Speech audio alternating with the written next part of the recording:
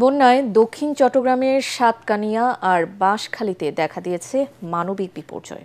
সেখানে প্রায় ৯০% এলাকা পানির নিচে তলিয়ে গেছে। প্রিয়জনদের দাফন করার মতো এক টুকরো শুকনো মাটিও মিলছে না।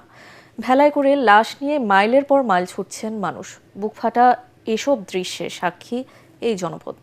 বানভাসী মানুষের দুর্ভোগ নিয়ে ইরফানুল হকের রিপোর্ট। বানের পানি মানুষের ঘরবাড়ি বা শেষ সম্বল কেড়ে নেওয়ার এই দৃশ্য এখন প্রতিদিনের।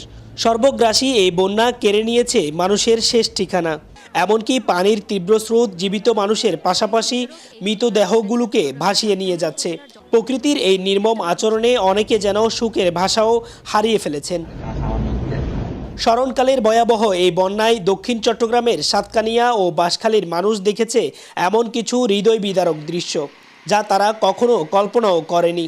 পানির রুদ্ররূপ এতটাই ভয়াবহ ছিল যে দুই উপজেলার প্রায় ৯০% এলাকাই এখন জলমগ্ন। মাথাগুজার শেষ আশ্রয় কেন্দ্রগুলো রেহাই পায়নি বানের পানি থেকে। যে পরিমাণ পানি বাড়ছিল সে পরিমাণ কমতেছে না। ঘরে বাড়ি পানি, মানুষ রান্না বাড়া করে নেওয়ার খানা পিনা খাইতে বহুত কষ্ট হই। হাসপাতাল সব পানির নিচে রোগী আছে, পানি কমে নাই, এই কিন্তু চিকিৎসা হইতেছে না। ঘরবাড়ির পাশাপাশি তলিয়ে গেছে গ্রামের পর গ্রাম, আর বুক সমান পানিতে ডুবে গেছে কবরস্থানগুলো। স্বজন হারানো মানুষকে সামান্য শুকনো জায়গার খুঁজে ছুটতে হচ্ছে এক গ্রাম থেকে অন্য গ্রামে। কোথাও আবার দেখা গেছে আরো করুণ দৃশ্য। তীব্র স্রোতের মুখে বাবার কবরটি যেন ভেঙে না যায়, তাই বুক সমান পানিতে নেমে জীবন বাজি রেখে আঁকড়ে ধরে আছেন এক সন্তান। চোখের জল আর বানের জল এক হয়ে মিশে গেছে সেখানে। বাজালিয়া এলাকার ঢল তো আরও বড়ই নির্মম। প্রবল স্রোতের কবর ভেঙে 3টি লাশ ভেসে যাওয়ার পর আবার তা উদ্ধার করে পুনরায় অন্যত্র দাফন করতে হয়েছে স্বজনদের। গত দুদিনের বৃষ্টি কিছুটা কমলেও স্বস্তি নেই বানবাসী মানুষের।